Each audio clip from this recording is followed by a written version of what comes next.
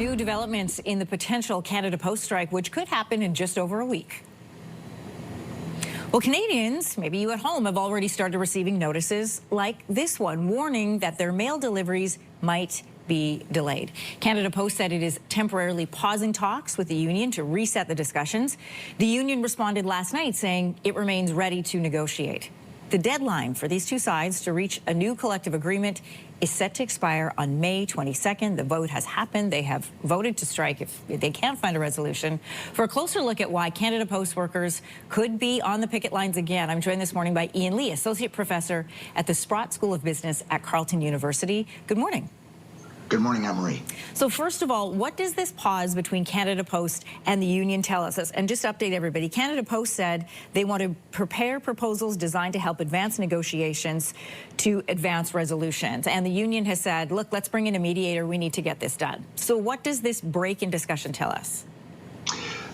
There's no reconciliation possible between them, not because of lack of goodwill on either side, on Cup W's side or the management side. Canada Post is insolvent. It is unable to meet its obligations as they become due. That's the definition of insolvency. This statement is corroborated by the CEO and the CFO in the audited annual report of last summer, where the CEO made it very clear, and has said so publicly since, that the Post Office, as presently constituted with 65,000 employees, is, quote, unsustainable. He is absolutely right. In my reports that I've done, and I haven't interviewed people, I haven't interviewed anybody, I've only used the empirical factual data in each audited annual report. I went all the way back to 1981, all the way up to 2024. And the Post Office is in steep decline in the pieces of mail delivered, which is their core product line.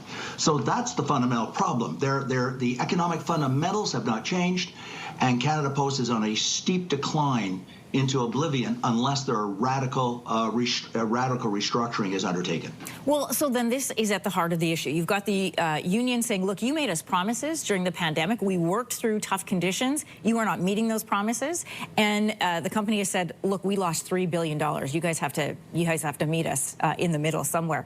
What could a possible negotiation strategy look like? How do you negotiate when you're insolvent, but you've made these promises that the union says you better pay up? You're absolutely right, Anne-Marie, and that's why I don't believe it will be solved at the bargaining table. Yes, I realize that the Labour Minister and the previous government postponed it and kicked it down the road to May, which is fine because they were in the middle of a leadership convention, Parliament was recessed, and so on. And so they did that to buy time, and they appointed a mediator who's very competent.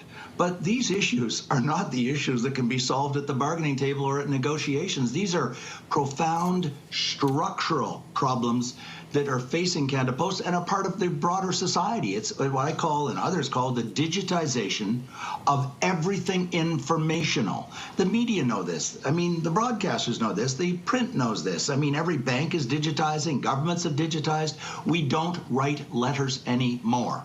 And we're not going to suddenly go back to the old boomer years of file cabinets and letters and postage stamps. Those days are behind us. And so there's going to be a radical restructuring, but I can only see it happening by Parliament because it is so radical and so major that what has to be done, it just can't be done at the negotiating table, I don't believe. So we just had this new cabinet sworn in. I'm sure you were watching in Ottawa yesterday. If workers go on strike, and because a deal can't be reached, either it's a strike or it's a lockout, what role do you need to see the federal government play here? Anne-Marie, that is the issue, I believe, the strategic issue facing the newly elected Carney government right now. I mean, in the next 5 or 10 or 15 or 20 days.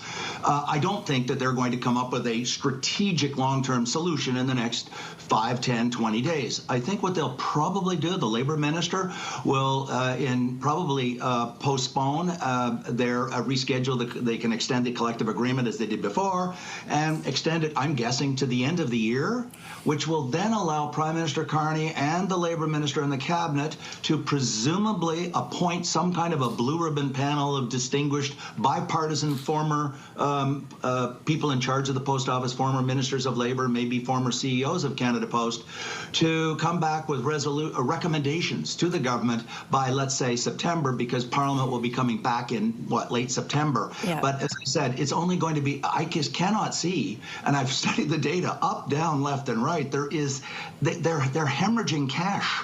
They've lost $3 billion. They just got a bailout in January of $1 billion, and they're going to burn through that money very quickly, paying salaries, and they're going to need another bailout probably by May or June, as in now or next month. So this is why it's going to require, I think, ultimately the resolution of a bill in Parliament. Ian, really quickly, what about calls for privatization? Is that the route? I don't think it is, paradoxically, and I know that there's been calls for that, but it doesn't address the underlying collapse in demand. Whether it's owned by the government or owned by the private sector, if people are no longer writing letters, that won't solve that problem. What they've got to do is pivot and turn themselves into a parcel post company that is the adjunct partner of e-commerce companies in Canada. Ian Lee, if any of your students are watching this morning, they're going to love that you referred to the boomer days of letter writing. Thanks so much for your time this morning.